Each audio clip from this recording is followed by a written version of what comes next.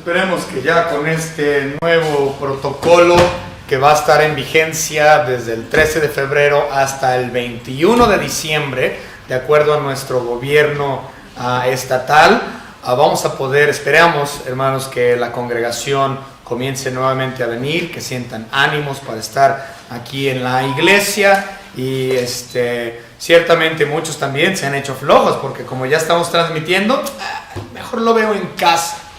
Pero esperemos que ese tipo de actitud cambie ahora que ya podemos estar nuevamente juntos hasta, nuevo aviso. Pero se supone que esto va a ser ya de forma normal desde el 13 de febrero hasta el 21 de diciembre de este año.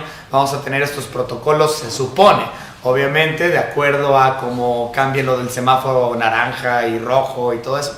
Entonces puede haber cambios.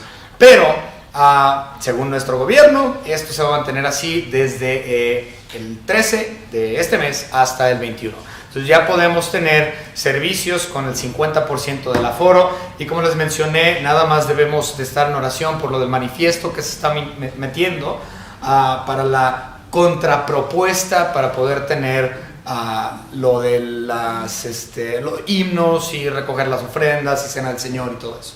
Entonces mantengan eso en oración. Muy bien, vamos a abrir nuestras Biblias, donde tuvimos la lectura, Hechos capítulo 20, del versículo 7 hasta el versículo 17. Si ustedes recuerdan, la semana pasada nosotros estuvimos hablando de un par de equipos misioneros. Hablamos del equipo misionero de Pablo y hablamos del equipo misionero de Lucas. Entonces, ambos tenían ellos sus dos equipos misioneros y terminaron encontrándose en la ciudad de Troas, donde ellos estuvieron ahí reunidos juntos, los dos equipos misioneros, por un total de 7 días. Esto lo podemos ver en el versículo 6. Hechos 26 dice: y nosotros, pasados los días de los panes sin levadura, es decir, el tiempo de la Pascua, navegamos de Filipos y en 5 días nos reunimos con ellos. Entonces son los dos equipos de trabajo, o los dos equipos misioneros, que se reúnen en la ciudad de Troas, donde nos quedamos por un total de 7 días. Ahora, cuando ellos o estos dos equipos misioneros se encuentran ahí en Troas, ellos comienzan a predicar. Predican toda la semana, están enseñando, y Pablo tiene un culto formal, un servicio formal el primer día de la semana, que sabemos que es domingo. Así comienza el versículo 7, que fue el primer día de la semana que ellos tuvieron un servicio o un culto formal. Cuando esto sucede, comienza algo muy interesante que creo que todos estamos familiarizados, o deberíamos estar familiarizados por lo menos, con el anécdota que sucedió con este hombre que se llama Eutico. Eutico, pues no tiene acento. Eutico. Ok, Eutico. Entonces Eutico, muy conocido, él se cae del tercer piso y cuando cae al suelo, pues muere, ¿no? Entonces, esta historia, esta anécdota es muy interesante porque es algo tragicómico. Es cómico en cierta forma, y ahorita vamos a ver por qué es algo chistoso. Pero es tragicómico, obviamente, por la tragedia de que el muchacho cae y muere, y el desenlace, obviamente, sabemos que Dios lo resucita. Entonces, Eutico no muere, o muere pero resucita. Entonces es algo interesante y vamos a ver todo esto y la forma de aplicarlo a nuestras vidas el día de hoy. Toda esta sección también es muy práctico y debería de abrir nuestras mentes y nuestros corazones y realmente reaccionar ante esto que sucedió. Entonces vamos a verlo, vamos a comenzar con una oración para introducirnos en el versículo 7. Señor Padre, le damos gracias por todo lo que nos ha dado, por la oportunidad que nos ha dado nuevamente de poder congregarnos, aunque sea con el 50% del aforo de la iglesia, Señor, pero para nosotros es una gran bendición poder tener esa oportunidad, ya que hemos tenido algunos meses sin poder ver a todos nuestros hermanos reunidos juntos. Gracias, Señor, le damos por su palabra. Le pedimos, Señor, que nosotros podamos aprender cada día más de ella y que sea su Espíritu Santo quien dé la aplicación a nuestras vidas. Señor, le pedimos que este mensaje realmente sea de edificación para la congregación, tanto los que están aquí en físico, presencialmente, como también los que lo están viendo por las redes sociales. Gracias, Señor, le damos nuevamente por la oportunidad que nos ha dado, Señor, de estudiar su palabra juntos, de dialogar acerca de su palabra. Gracias por todo lo que nos ha dado, por su salvación preciosa, en el nombre unigénito de su Hijo Jesucristo, nuestro Salvador. Amén. Muy bien, versículo 7. El primer día de la semana, reunidos los discípulos para partir el pan, Pablo les enseñaba habiendo de salir al día siguiente, y alargó el discurso hasta la medianoche. Entonces, ellos están en Troas, ya han pasado 6 días de su estancia ahí, y en su 7º día de estar ahí, tienen el servicio. Es decir, que ellos llegaron ahí un día domingo, arribaron en Troas un día domingo. 7 días después vuelve a ser domingo, o llegaron un lunes para estar el domingo en servicio, depende de cómo lo vean. Entonces, cuando ellos llegan a Troas fue o en un domingo o en un lunes. Cuentan 7 días, llega el domingo y deciden tener un servicio honrando y alabando a nuestro Señor Jesucristo. Es interesante notar que aquí menciona el primer día de la semana como el servicio oficial. Es muy interesante notar que esta es la primera vez en el libro de Hechos, desde que empezamos, desde Hechos 1, esta es la primera vez donde vemos ya un servicio oficial dentro del día domingo que se menciona como tal, en todo el libro de Hechos, lo cual es muy interesante. Bien, ahora, dice el primer día de la semana. Sabemos que es domingo.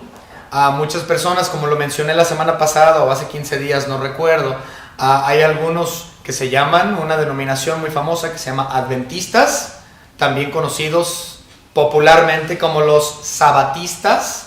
Se les llama de esta manera porque ellos creen que se debe de adorar en sábado y no domingo. Sin embargo, todo esto cambió el día que nuestro Señor Jesucristo resucitó, porque Él resucitó un día domingo. El domingo es conocido como el día del Señor. Ahora, no refiriéndonos al día del Señor en cuestión a sus juicios de los 7 años de tribulación, porque también se le conoce a ese tiempo, los 7 años de tribulación, como el día de Jehová, o el día del Señor.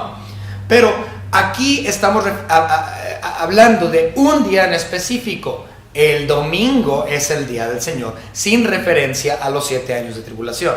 Ahora, podemos ver el día del Señor marcado como el día del Señor, día domingo, en Apocalipsis. Vamos rápidamente a Apocalipsis, ahí lo podemos ver. Lo hemos estado, ya lo estudiamos cuando vimos la introducción a este libro. Apocalipsis capítulo 1 y versículo 10.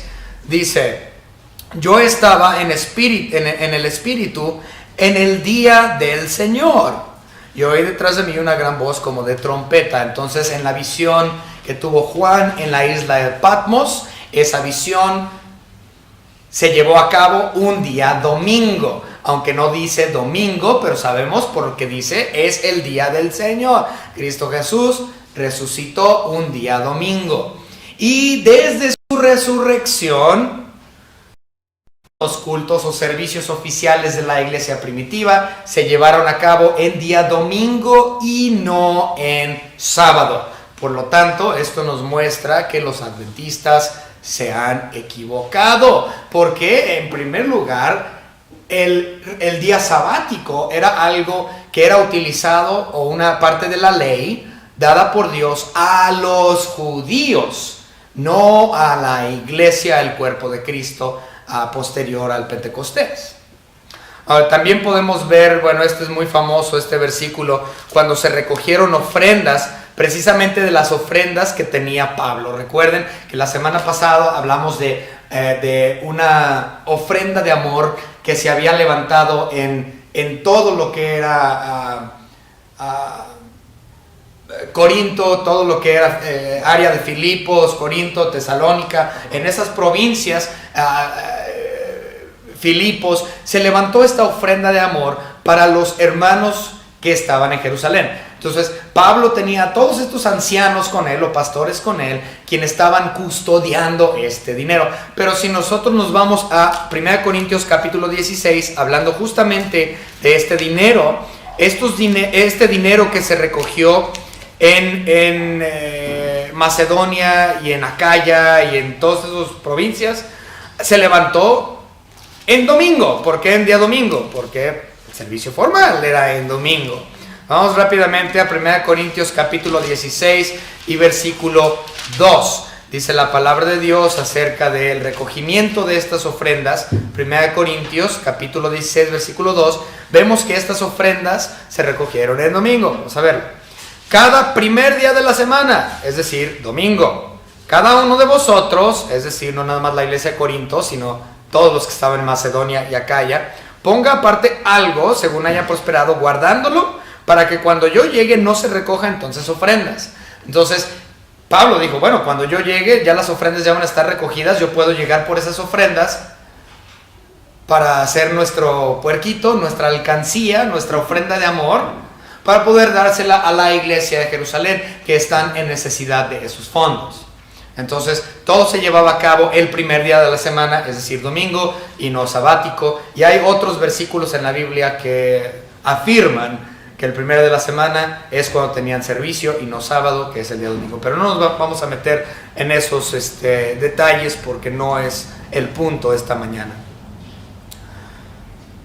Muy bien, versículos 8 y 9.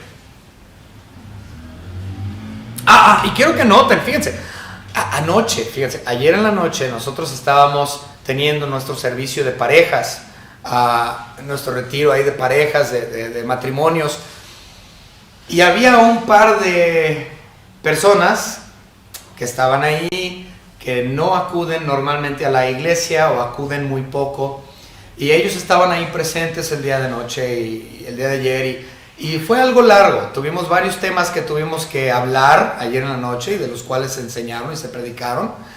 Y yo estaba volteando a ver a las parejas y había este par de personas que andaban así desesperados viendo el reloj y queriendo cenar o queriendo salirse o yo qué sé. Pero se veía una desesperación en la cara de un par de los asistentes ayer en la noche. Y terminamos a las 10. Fue relativamente temprano. Ahora, yo llegué a mi casa tarde, pero a las 10 se terminó el estudio. Pero quiero que observen lo que dice el versículo 7. Pablo les enseñaba, habiendo de salir al día siguiente, y alargó el discurso hasta la medianoche. Su sermón fue muy alargado.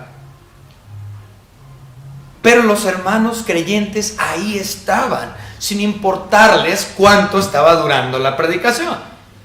Y de hecho, si se les hace poco, vamos a ver, si nos adelantamos un poquito más, dice, versículo 11, después de haber subido y partido el pan y comido, habló largamente hasta el alba. Y así salió. Es decir, que Pablo predicó desde algún momento en la tarde, no sé, 6, 7 de la tarde, no nos dice, se alargó hasta las 12 de la noche. Eutico se cae. Y eso no impidió la predicación. Se muere Eutico, resucita y se vuelven a meter dentro de la casa y él sigue predicando hasta el amanecer.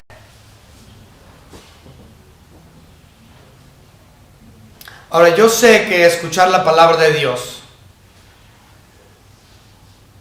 puede ser tedioso para muchos. Sin embargo, si tú eres verdaderamente salvo y la predicación que se está dando verdaderamente es estudiada y es sana doctrina, y estamos siendo edificados y alimentados,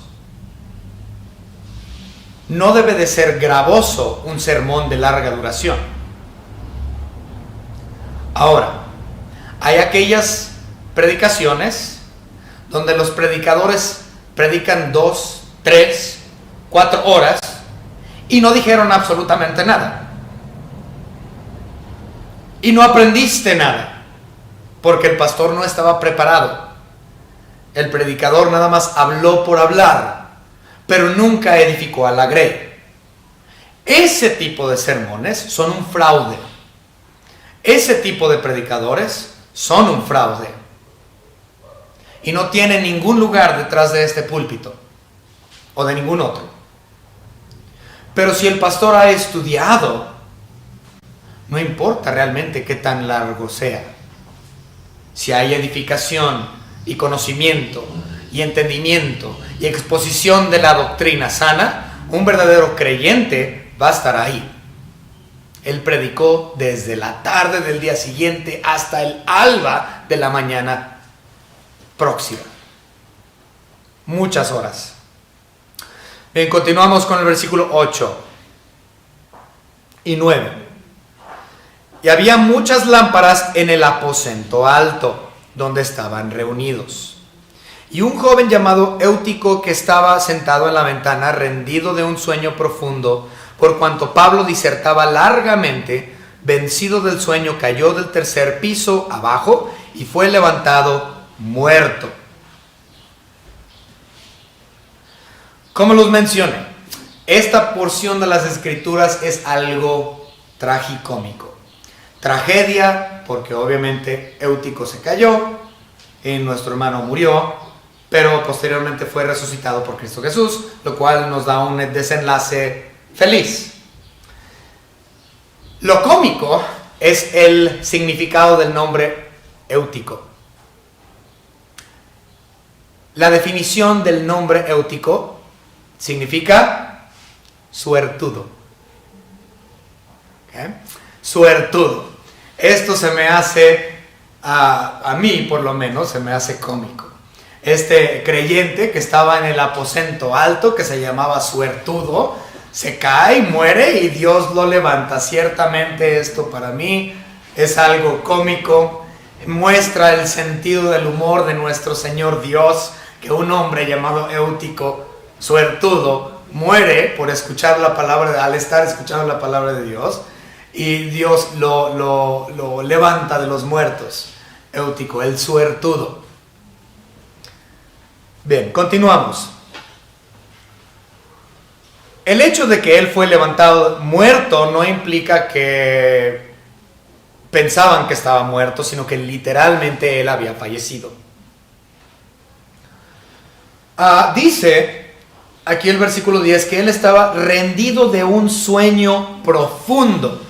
Él estaba rendido de un sueño profundo. En el griego, la palabra que es utilizada es catafenómenos, que es de donde nosotros tomamos nuestra palabra médica catatónico, es decir,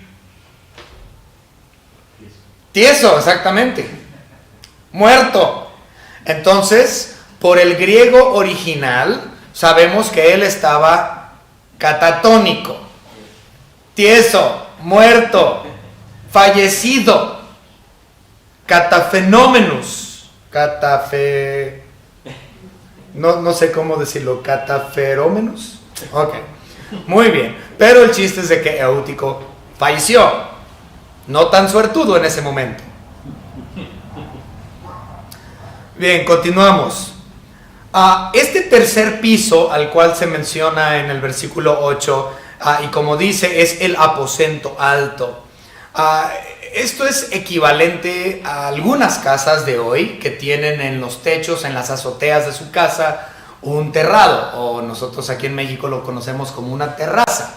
Nosotros aquí en México muchas veces usamos la terraza para hablarle a los amigos, a la familia, y hay que aventarnos unas carnes asadas. Vénganse, vamos a la azotea a echarnos unas carnes asadas. Entonces es un lugar de reunión familiar, es un lugar de reunión para la familia dueña de la casa con sus amigos, y podemos ver muchas instancias en la palabra de Dios donde se usan los aposentos altos para la iglesia primitiva para cuestión de adoración y culto. Vamos rápidamente a Hechos capítulo 1 y vamos a leer el versículo 13. Dice la palabra de Dios en el 1:13: y entrados subieron al aposento alto, donde moraban Pedro y Jacobo y Juan, Andrés, Felipe, Tomás, Bartolomé, Mateo, Jacob, hijo de Alfeo, Simón el celote, y Judas, hermano de Jacobo. Entonces ellos estaban en los aposentos altos. Ahí es donde ellos tenían los servicios bíblicos. En casas, recuerden, la iglesia verdadera, el cuerpo de Cristo, nunca tuvo un edificio o un templo como los tenemos hoy en día. De hecho, el primer templo oficialmente de la iglesia se registra sino hasta el tercer siglo. A finales del tercer siglo es cuando comenzamos a ver a la iglesia reunidos fuera de casas individuales. Antes se reunían en casas, específicamente tratando de buscar aquellas casas que tenían el aposento alto para no estar dentro del hogar con las familias en su lugar privado. Hicieron el aposento alto, que usualmente tenían escaleras por el exterior de la casa, e incluso de esa forma no tenían que pasar por la parte interior del hogar. Vamos a ver Romanos capítulo 16 y versículo 5.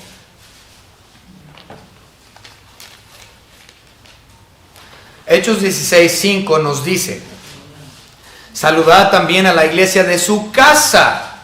Saludad a Epeneto, amado mío, que es el primer fruto de Acaya para Cristo. Entonces, la iglesia se juntaba en casas. También lo podemos ver, bueno, como lo menciono en muchas partes, nada más vamos a ver un par más.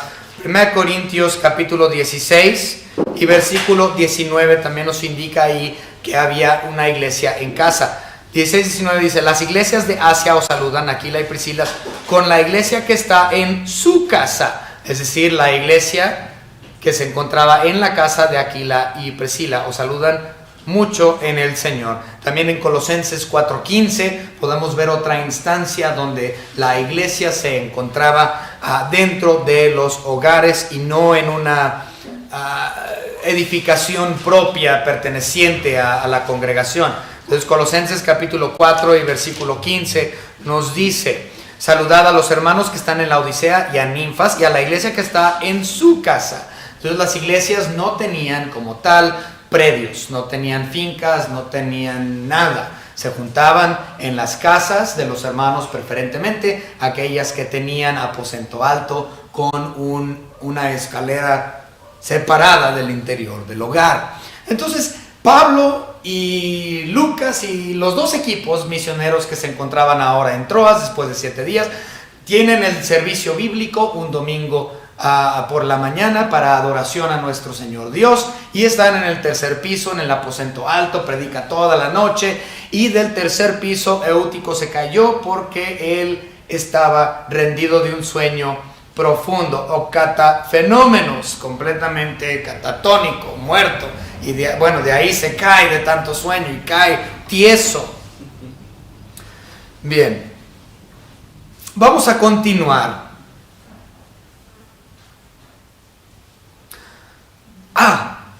Esto es pura especulación, pero sí quiero hacer un punto en cuestión a esto. Dice en el versículo 8 que había muchas lámparas en ese aposento alto. Muchos asumen que la razón por la cual Eutico se fue a la ventana fue por cuestión del calor emanado, no solamente por el gran número de congregantes ahí, sino por el número de las lámparas. Había muchas lámparas, y muchos, como vuelvo a mencionar, creen, aunque la Biblia no lo dice, que la razón por la que Eutico se fue a la ventana fue para buscar algo de aire. Posiblemente él estaba sofocado con el calor que hacía ahí en ese lugar por la muchedumbre y por las lámparas, y se puso ahí en la ventana para buscar algo de aire, sintiendo el calorcito y un poco el vientecito. Se durmió, era después de la medianoche, y se cae. Nuevamente, esto es especulación, porque la Biblia no nos dice que esta es la razón por la cual él estaba en en la ventana. Pero algo que sí me llama mucho la atención, y nada más vi a un solo comentarista que habló de esto, que fue el comentarista Gabeline. Gabeline dijo algo muy interesante que me llamó la atención aquí. Nunca lo había considerado. Sabemos que la iglesia ya estaba viviendo persecución para este punto. Y el comentarista Gabeline dice que es interesante notar el hecho de que ellos estaban congregados en el aposento alto con muchas lámparas. Es decir, que ellos no tuvieron miedo de la persecución o de ser que les pusieran el dedo, una denuncia ciudadana. Es decir, ellos son los cristianitos que están allá arriba, ellos son, arréstenlos. Ellos no le tenían miedo a eso. En tiempo de persecución, ellos se subieron a la terraza llamada el aposento alto, pusieron un montón de lámparas sin importarles que la gente de afuera los viera.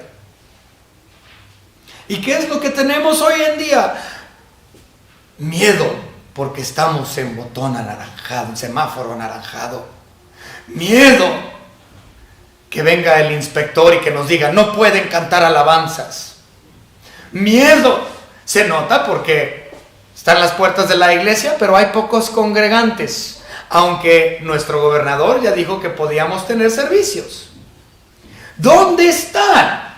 ¿Dónde está la iglesia? ¿Dónde está la congregación? ¿Por qué tienen miedo? El COVID.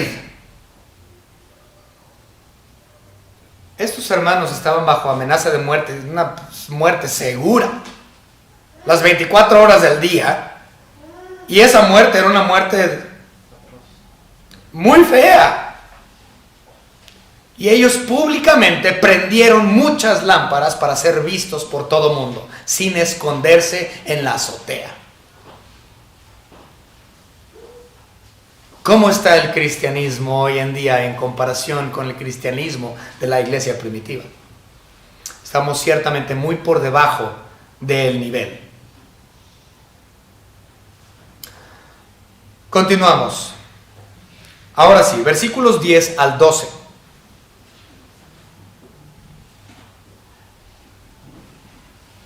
Entonces descendió Pablo y se echó sobre él y abrazándole y dijo, no os alarméis, pues está vivo. Después de haber subido y partido el pan y comido, habló largamente hasta el alba y así salió. Y llevaron al joven vivo y fueron grandemente consolados. Como ya mencionamos, Eutico se cayó, se murió y hubo el milagro de Dios en cuestión a la resurrección de él. Esta sección que dice que se echó Pablo encima de él, dice que se echó sobre él.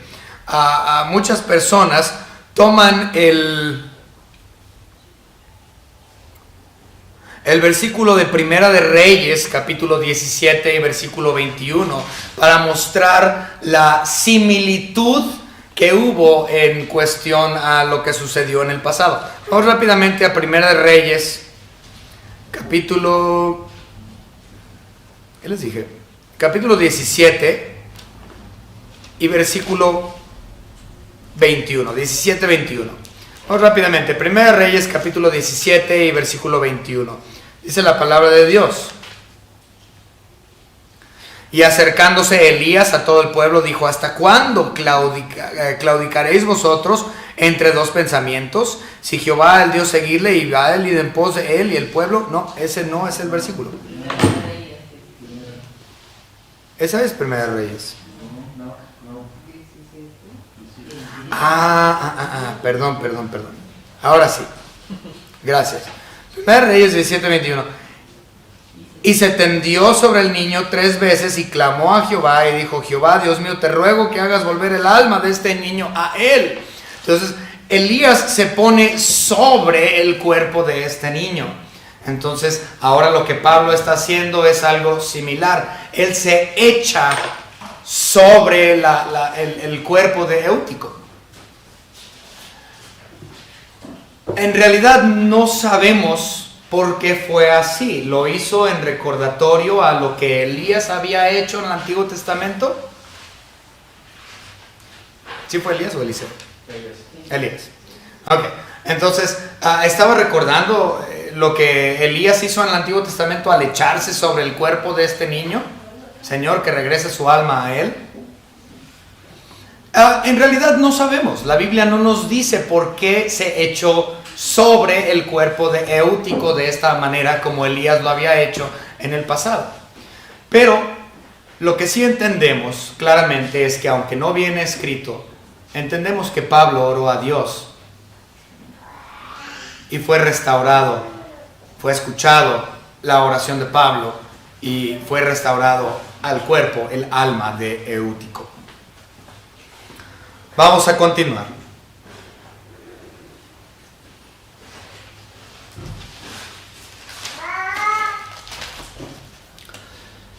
Lucas en realidad nos está indicando aquí, digo Lucas porque Lucas es el autor de Hechos, Lucas nos está indicando aquí realmente dos razones o propósitos por el cual se llevó a cabo esta reunión el domingo. No nada más, pues nosotros decimos, pues era domingo, pues estaba alabando y glorificando y predicando el nombre del Señor. Pero había dos razones específicas realmente por la cual, no nada más porque era domingo, se reunieron. Se reunieron, número uno, dice, para partir el pan. Es decir, la cena del Señor. Recuerden, eso del partimiento no implica que ellos estaban cenando como tal. Estaban recordando lo que Cristo hizo en la cruz del Calvario. Esta frase, partir el pan, tiene que ver, o su relación tiene que ver con la cena del Señor. Vamos rápidamente a 1 Corintios capítulo 11, que es donde siempre utilizamos para dar la cena al Señor. 1 Corintios capítulo 11 y versículo 26. ¿Bien? Así pues, todas las veces que comieres este pan y bebieres esta copa, la muerte del Señor anunciáis hasta que Él venga. Entonces, este partimiento del pan es, o la frase el partimiento del pan, el consumo del pan, tiene que ver con nuestro Señor Jesucristo y la Santa Cena. Entonces ellos se reunieron para tener la cena del Señor. La segunda razón por la cual ellos se juntaron este día domingo y por la cual Pablo habló largamente, en el griego original dice dialegomai, y esto ya lo habíamos platicado en varias ocasiones. La palabra griega dialegomai es la raíz de nuestra palabra en español dialogar. Es decir, que hubo aparentemente dudas y preguntas por parte de los hermanos que se encontraban en Troas. Y ellos levantaron estas dudas y preguntas a Pablo, por lo cual ellos dialogaron, dialegomai. Es decir, que no era como tal un sermón oficial, vamos. Había interacción con los hermanos. Los hermanos ahí de Troas estaban haciendo preguntas bíblicas. Y Pablo estaba respondiendo a las preguntas bíblicas. Por lo tanto, no era un sermón donde se agarra él nada más sermoneando por 8, 9, 10 horas. Que aparentemente es la cantidad de horas que él habló. Sino que hubo un diálogo. Ellos estaban interesados con estudiar la Biblia. Tenían dudas, tenían preguntas. Muchas veces nosotros queremos nada más escuchar al predicador y escucharlo, pero no levantamos nuestras dudas, no levantamos nuestras preguntas. Un pastor debe de estar ahí para contestar preguntas y para dejar estas preguntas y dudas claras a lo más que se pueda. Se tarde él 2 horas, 3 horas, 4 horas, 5 horas, las que sean necesarias. Un verdadero cristiano que ama al Señor, que es siervo del Señor, va a contestar a estas preguntas, le tome el tiempo que le tome. Y buscando, claro, respuesta en la Biblia. Porque fuera de esto, no hay respuestas que valgan la pena. El asunto es que yo conozco pastores el día de hoy que no le dan tiempo a los miembros de su iglesia. Los miembros tienen preguntas y le dicen, a ver, pastor, tengo una duda, tengo preguntas, quiero que usted me dé consejo y qué hacer. Y muchas veces, como ya lo he mencionado, llega el pastor y dice, ay, hermana, ore. Usted ore, Dios le dará la respuesta. Espérame, se supone que tú eres mi pastor. Se supone que tú eres mi guía. Se supone que tú eres el que me da de comer y me alimenta. Por eso eres llamado pastor. Y te estoy pidiendo que me eches la mano porque yo tengo dudas y preguntas y necesito consejos. Y lo único que tú me dices es, hermano, póngase en oración. Dios le dará la respuesta. Y los pastorcitos estos ponen la cara de piadosos. Ore mi hermano, ore mi hermana, Dios le dará respuesta. No, tu trabajo como pastor es dar esa guía, dar ese alimento, dar la palabra de Dios. Ciertamente la oración es importante, pero tu trabajo pastoral, tu trabajo como predicador es exponer esas dudas y hablar de las dudas y buscar respuesta en la palabra. Si no tienes tiempo para la congregación de tu iglesia, para tu congregación, y eres pastor, no deberías de serlo. Si tu respuesta para todo como cristiano es, póngase en oración, te has equivocado.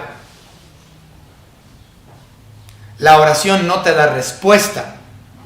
La oración es lo que tú haces para comunicar hacia Dios. Pero la respuesta no viene por medio de la oración. La respuesta viene por medio del estudio de la palabra de Dios y por medio de ella es que en su palabra encuentro la respuesta.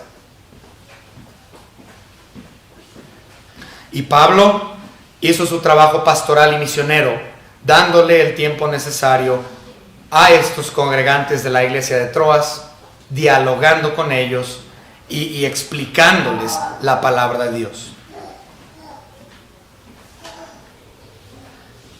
Bien, continuamos, versículos 13 al 14. En los versículos 13 al 14, nosotros vamos a ver varios, de hecho del 13 al 15, del versículo 13 al versículo 15, vamos a ver varias ciudades nombradas aquí, muchas desconocidas para ya la gran mayoría de la población mundial, pero vamos a ver estos nombres que aparecen aquí del 13 al 15. Nosotros, es decir, el equipo de Lucas, no incluyendo el de Pablo, nosotros, adelantándonos a embarcarnos, navegamos a la primera ciudad, Asón, para recoger ahí a Pablo, ya que lo había determinado queriendo ir por la tierra. Cuando se reunió con nosotros en Asón, tomándole a bordo, vinimos a Mitilene, la segunda ciudad mencionada. Navegando de ahí, al día siguiente llegamos a Quío. Y el otro día, tomando puerto en Samos, y habiendo hecho escala en Trogilio, al día siguiente llegamos a Mileto. Entonces un montón de ciudades que se mencionan aquí. Asón, Mitilene, Quío, Samos, Trogilio y Mileto. Cuando yo estaba leyendo esto, ahora estamos viendo las escalas. Él estaba en Troas, termina el asunto de Eutico, él vuelve a entrar a la casa, al aposento alto, predica toda la noche hasta el alba.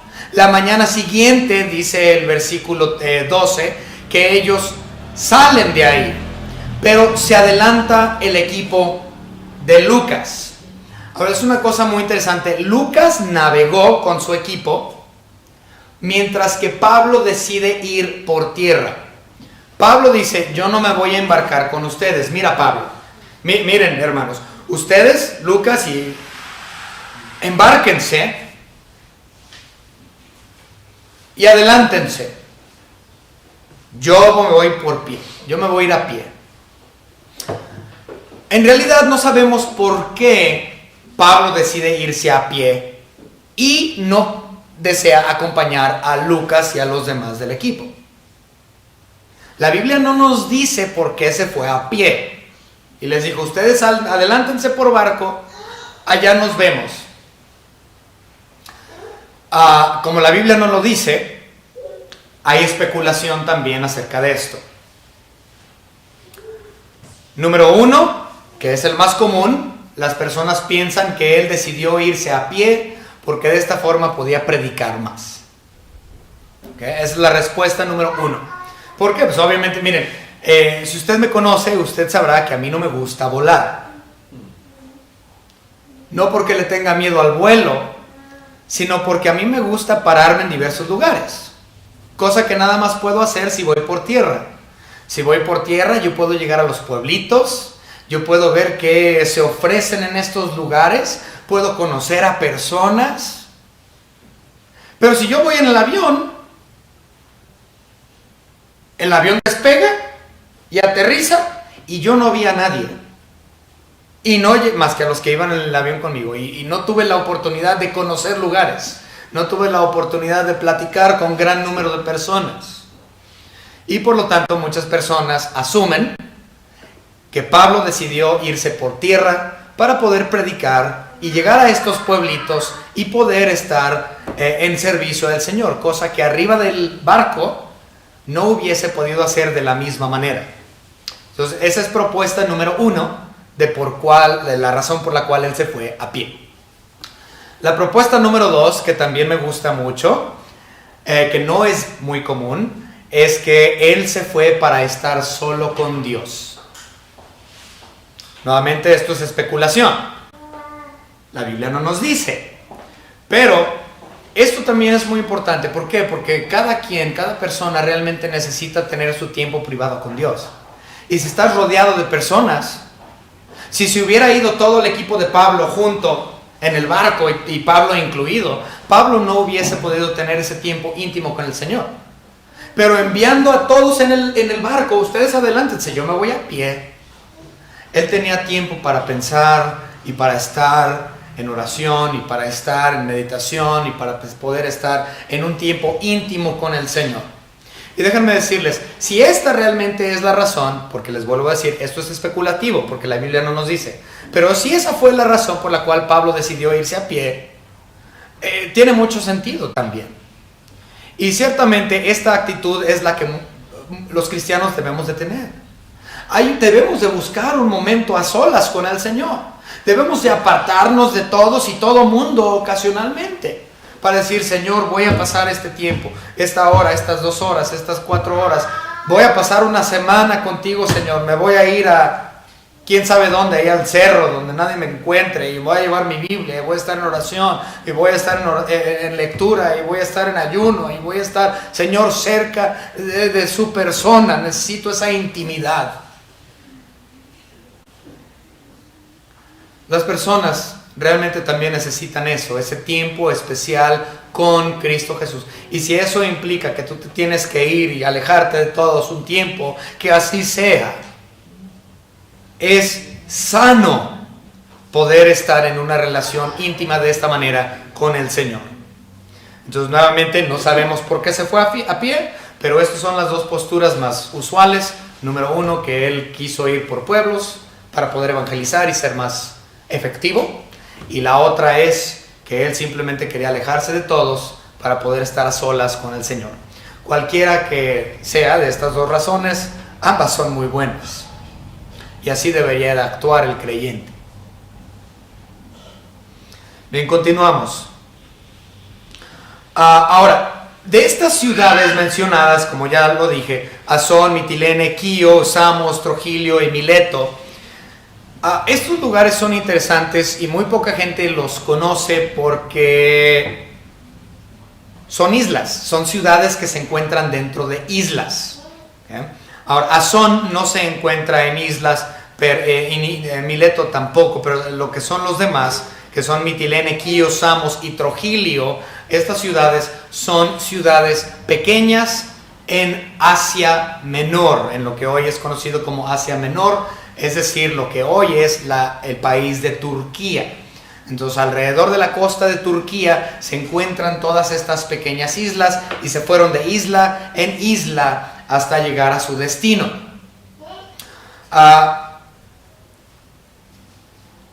Algunas de estas islas son interesantes. Una le va a llamar la atención a mi suegro, de seguro. Uno de estas islas, que es la isla de Quío, es el lugar natalicio del escritor o autor Homero, ¿okay? El que escribió la Ilíada. la ciudad de Samos, perdón. Samos es la ciudad natalicia del matemático Pitágoras. ¿Okay? Entonces, Pitágoras es originario de Samos y Homero es originario de... ¿dónde dije? Quío. De Quío. Okay. Entonces, Pitágoras es de Samos. Pero déjenme decirles, también es un Samos muy específico, porque hay muchas ciudades con ese nombre de Samos, pero este específicamente, el lugar natalicio del matemático Pitágoras, es en la provincia de Iconio, no me acuerdo, pero es una provincia específica y de ahí es Pitágoras. Bien, continuamos. Después de haber hecho todo este recorrido por todos estos lugares, porque él quería estar en Jerusalén para Pentecostés, y ahorita vamos a hablar de eso, ellos hacen una pausa en Mileto, que es la última ciudad que nosotros podemos ver en el versículo 15. Al día siguiente llegamos a Mileto. Mileto es interesante. Aparentemente, el barco... porque eventualmente Pablo sí se embarcó para poder moverse entre las islas. Pero cuando ya se embarca y empiezan a moverse entre las islas, él termina en este lugar llamado Mileto. Y él no quiso pasar a Éfeso. Mileto se encuentra a 50 kilómetros, aproximadamente 50 kilómetros al sur de Éfeso. Es relativamente cerca, 50 kilómetros en un carro no es mucho, pero recuerden, ellos no tenían carros. Por lo tanto, 50 kilómetros a pie es un buen de distancia. Leemos en el versículo 16, vamos a leer 16, porque Pablo se había propuesto pasar de largo a Éfeso. Él no quiso ir a Éfeso, aunque Éfeso estaba tan cerca de Mileto. Él llegó a Mileto pasando por alto a Éfeso, para no detenerse en Asia, o lo que hoy es Turquía, pues se apresuraba por estar en el día de Pentecostés, si le fuese posible, en Jerusalén. Entonces, él no quiso llegar allá, porque si él hubiera llegado, ciertamente los hermanos de Éfeso le hubieran dicho: Pablo, quédate por favor. Recuerden que Pablo estuvo un total de tiempo de 3 años en Éfeso. Él trabajó 3 años en Éfeso, muy querido por la iglesia ahí. Y él sabía, si yo llego a Éfeso, los hermanos no me van a soltar. Y no voy a llegar a Jerusalén para el día del Pentecostés para dejar esta ofrenda de amor a la iglesia que se encuentra allá. No voy a llegar a tiempo. Recuerden que él quería, su deseo era estar en Jerusalén para Pascua. Pero si ustedes recuerdan, la Pascua la celebraron en Filipos, porque no alcanzaron a estar en la fiesta de los panes de levadura a tiempo en Jerusalén. Entonces Pentecostés, si ustedes recuerdan, es 50 días, por eso el nombre Pentecostés significa 50. Entonces Pentecostés sucedió 50 días después de panes sin levadura, o en este caso la Pascua. Entonces, como no pudieron estar ahí para Pascua, se tuvieron que esperar 50 días adicionales para poder llegar allá. Entonces él dijo, pues no pude llegar para Pascua, por lo menos yo quiero estar ahí para Pentecostés. Entonces Pablo dice: no voy a ir a Éfeso porque ahí me van a demorar y no voy a llegar. Entonces él hace algo interesante. Él amaba mucho a la iglesia de Éfeso y quería verlos, pero no quería quedarse ahí. Entonces lo que él termina haciendo, lo vemos en el versículo 17, que él manda a hablar a los ancianos. Versículo 17: enviando pues desde Mileto a Éfeso, hizo llamar a los ancianos de la iglesia. Recuerden, la palabra anciano, la palabra obispo y la palabra pastor es la misma persona. Algunas iglesias dicen: tenemos nuestro grupo de diáconos y nuestro grupo de ancianos, Y luego tenemos a nuestro pastor. Bueno, recuerden, eso está mal empleado. Anciano, pastor y obispo son términos sinónimos. Son exactamente la misma persona, el pastor, desempeñando diferentes áreas del pastorado. Entonces, estos ancianos que él mandó a hablar son pastores de la iglesia de Éfeso. No se nos menciona quién exactamente, pero sabemos que eran los pastores encargados, o por lo menos el liderazgo de la iglesia que se encontraba en esa ciudad. Es decir, llega el barco a Mileto y dice Pablo, obviamente hubo varios días que él estuvo ahí. No fue una noche que estuvo en Mileto, fueron varios días que él estuvo ahí en Mileto. Dijo, pues yo muy fácilmente podría viajar los 50 kilómetros, estar con la iglesia de Éfeso y regresarme. Pero él sabía que no lo iban a permitir que se fuera. Entonces él dijo, no. Mejor ustedes vayan y traigan con ustedes a los pastores de allá para que aquí me vean. Estos hermanos, fíjense la dedicación. Hoy día nos cuesta a muchos trabajo el subirnos a un automóvil para viajar 10, 15, 20 kilómetros para ir a la iglesia. ¡Ay, qué flojera! ¡Ay, el tráfico!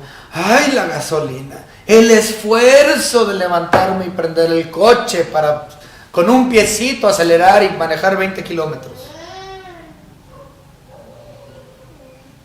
Estos hombres de Dios amaban tanto a la iglesia y me amaban tanto a Pablo y amaban tanto a la Grey, que caminaron 50 kilómetros de ida de Mileto a Éfeso, y esos amaban tanto a Pablo y a su predicación y lo que él les enseñaba, que ellos estaban dispuestos a caminar 50 kilómetros hasta Mileto para nada más verlo un ratito, un momento, para posteriormente tener que regresar otra vez a Éfeso y caminar otros 50 kilómetros. Estamos hablando de un total de 150 kilómetros recorridos a pie para ir a ver a Pablo. Y hoy los cristianos no están dispuestos para manejar ni 10 kilómetros en carro. Y es más, tenemos personas que viven en la área aquí de la iglesia, que viven a 3, 4, 5 cuadras y no quieren caminar 3, 4 o 5 cuadras. Como vuelvo a repetir, nuestro nivel espiritual de la iglesia actual está muy por sobre debajo de lo que era la iglesia primitiva. Ellos exponían con muchas luces, aquí estamos nosotros los cristianos sin miedo en el aposento alto. La iglesia actual tiene miedo. Segundo, ellos estaban dispuestos a viajar a pie por kilómetros y kilómetros y kilómetros para escuchar a Pablo y estar con él tan solo un momento. Y ahora no están dispuestos por miedo, por yo qué sé, a caminar 3, 4 cuadras a la iglesia.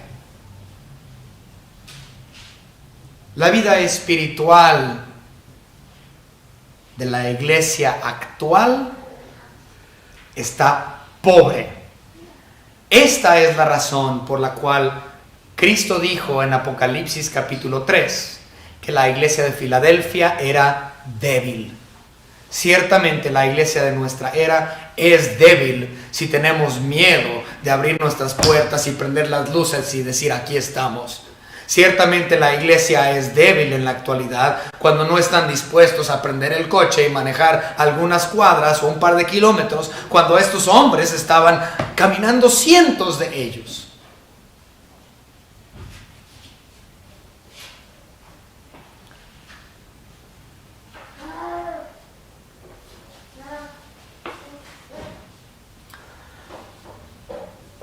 Este tipo de acción o falta de acción de la iglesia muestra realmente no solamente que somos una iglesia débil, me refiero al cuerpo de Cristo, no nada más nuestra iglesia local, toda la iglesia de Cristo. Somos una iglesia débil. ¿Por qué? Porque no estamos mostrando amor hacia con Dios y hacia con nuestro Señor Jesucristo. si verdaderamente le amáramos como deberíamos de, en amor agape, estaríamos dispuestos a viajar lo que fuera necesario y estaríamos dispuestos a mantener las puertas de la iglesia abiertas siempre, sin importar la consecuencia, y decir, aquí estamos los cristianos congregándonos en este aposento alto. No hay amor. Y eso que Él nos ganó con su propia sangre. Vamos rápidamente a adelantarnos. Vamos a ver Romanos 20, 28. Hechos 20, 28. Dice, por tanto, mirad por vosotros y por todo el rebaño en que el Espíritu Santo os ha puesto por obispos para apacentar la iglesia del Dios, la cual Él ganó por su propia sangre. Todavía no hemos llegado a esta sección, lo vamos a ver la próxima semana. Pero vean lo que Pablo les dice a estos ancianos que vinieron de Éfeso. Él les está diciendo a estos obispos, o ancianos, o pastores, que ellos deben de apacentar la iglesia, la cual Dios ganó con su propia sangre. Pero hoy en día no estamos dispuestos ni a predicarle al vecino. ¿Dónde está el amor? ¿Dónde está la edificación de los creyentes? ¿Dónde está la acción?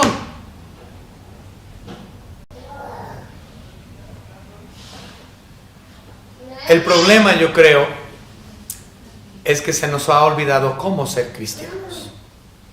Por falta de estudio, por falta de dedicación, por falta de verdaderamente amar a nuestro Señor Jesucristo. Fíjense cómo deberíamos de ser los creyentes. Y no lo somos, pero esto es una lista de lo que deberíamos y cómo deberíamos ser. Romanos capítulo 12, lo vamos a leer todo y con esto vamos a terminar. Romanos capítulo 12, aquí Pablo da una lista de cómo debemos de ser como iglesia. Y no lo somos. Vamos a verlo, Romanos capítulo 12, versículos 9 al 21. Y esto es un recordatorio de cómo debería ser la iglesia. El amor sea sin fingimiento. Aborreced lo malo, seguid lo bueno. Bueno, muchas veces llegan aquí los hermanos y dicen, yo soy cristiano y te amo en el Señor. Pero es fingido. No es un amor verdadero. Y aparte no aborrecen lo malo. Corren hacia lo malo.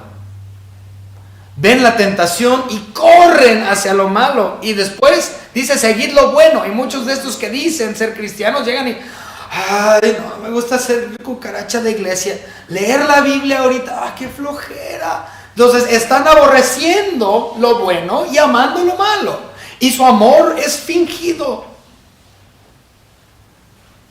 10. Amaos los unos a los otros con amor fraternal. Se supone que eso debe de ser el cristiano. Pero si no estamos dispuestos a ir a manejar 10 kilómetros, 15 kilómetros, caminar 2-3 cuadras para visitar a un hermano en Cristo, entonces ¿cómo puedo decir que tengo amor fraternal?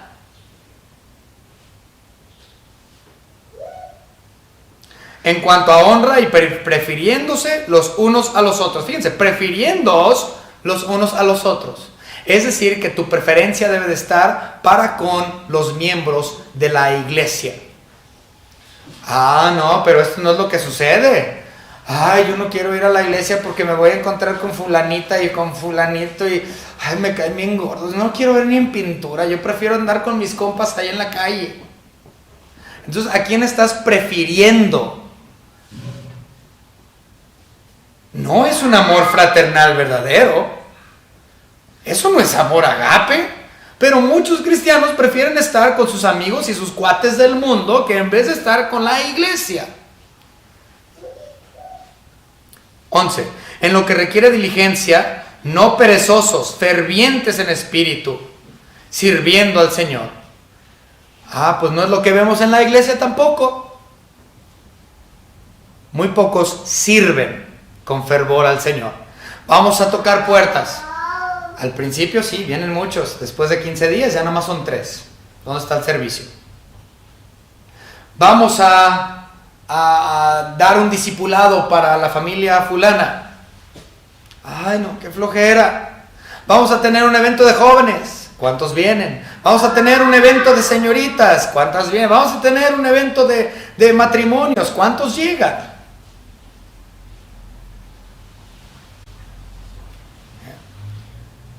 Nuestro servicio es pobre en la iglesia actual. 12. Gozosos en la esperanza, sufridos en la tribulación, constantes en la oración. O sea, gozosos y sufridos en la tribulación. Ah, no, pero a nadie le gusta sufrir. Ay, no, yo no quiero hacer eso porque voy a sufrir. Me va a doler. Ay, Señor, quítame esta prueba. He escuchado a muchos cristianos decir, quítame esta prueba.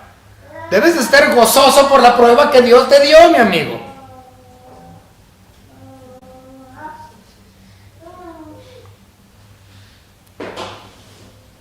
Trece, compartiendo para la necesidad de los santos, practicando la hospitalidad. Pocos hacen eso hoy. 14, bendecid a los que os persiguen. Eso nunca sucede hoy. Bendecid a los que y no maldigáis. Eso tampoco sucede hoy. Me pegan, yo te pego. Me lamentas, yo te lamento. Mento. Ojo por ojo. Diente por diente. Me vengo. Eso no es lo que dice la Biblia. Gozaos con los que se gozan, llorad con los que lloran. Unánimes entre vosotros. Es decir, que seamos de un mismo espíritu, pero no lo somos. Deberíamos de serlo. Y fíjense, si en los tiempos de Pablo ellos eran parte de la iglesia y ellos eran del mismo espíritu que nosotros tenemos en la actualidad, ese es el mismo espíritu y Dios no cambia, Él es inmutable. Por lo tanto, los que son de la verdadera iglesia deberían de actuar como los de la iglesia primitiva porque es el mismo Espíritu Santo. Entonces, ¿por qué estamos tan débiles y tan pobres? Porque no estamos realmente estudiando y verdaderamente metiéndonos y entendiendo cuáles son nuestras responsabilidades y cuáles son mis derechos como miembro del cuerpo de Cristo. No altivos, sino asociándonos con los humildes. Esto le da en la torre a tantas congregaciones. Sí, ¿por qué? Porque están las iglesias de los ricos y luego están las iglesias de los pobres. Esto lo he dicho muchas veces. En Estados Unidos, en realidad, la cuestión socioeconómica no divide a iglesias. En Estados Unidos lo que divide a iglesias muchas veces es lo racial, porque tienes la iglesia de los blancos, y luego tienes las iglesias de los negros, y luego tienes las iglesias de los hispanos. Y si tú vas a una iglesia de los blancos y ves a un negro en una iglesia, es como encontrar una mosca en tu cereal. ¿Okay? Eso no sucede, es muy raro. O vas a una iglesia negra y ves uno blanco, es rarísimo. Encontraste una rosa en tus frijoles. En realidad no hay mezcla dentro de las iglesias. Y aquí en Latinoamérica, pues nosotros no somos racistas. ¿Cómo no? Posiblemente no en cuestión a color, pero sí en cuestión a socioeconomía. Entonces tienes tus iglesias de ricos. Observen. Aquí en Latinoamérica, observen. Están las iglesias de los ricos, luego están las iglesias de los pobres. Y muy pocos pobres van a esas iglesias. Y terminan saliéndose de las iglesias. ¿Por qué? Porque los demás son altivos. Y dicen, no. ¿Qué dice Santiago? Que no menosprecéis al que entra con ropa, con harapos, y que levantes en honra a aquel que tiene anillos de oro. Pero eso no es lo que sucede aquí en Latinoamérica. Hay un racismo socioeconómico. ¿Por qué? Porque no están poniendo atención. No altivos, sino asociándonos con los humildes. Hay un problema en la iglesia. Hay un problema severo en la iglesia. No seáis sabios en vuestra propia opinión. No paguéis a nadie mal por mal. Procurad lo bueno delante de todos los hombres. Nada de esto sucede hoy en día. Si es posible, en cuanto dependa de vosotros, estad en paz con todos los hombres. Y parece ser que muchos cristianos quieren estar en guerra con todos.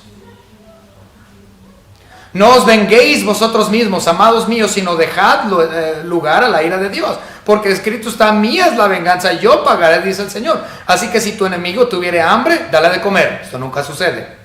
Si tuviere sed, dale de beber. Tampoco sucede.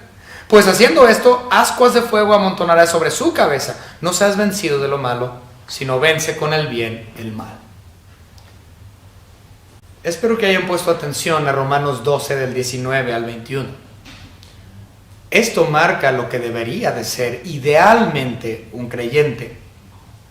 Pero como lo he mencionado, los creyentes de hoy no están dispuestos a prender las muchas lámparas y decir: aquí estamos. El cristiano actual no está disponible para manejar unos kilómetros por miedo, por inseguridad, por gasto, por X razón. Y de acuerdo a lo que dice Romanos 12, 9 al 21, la iglesia está mal.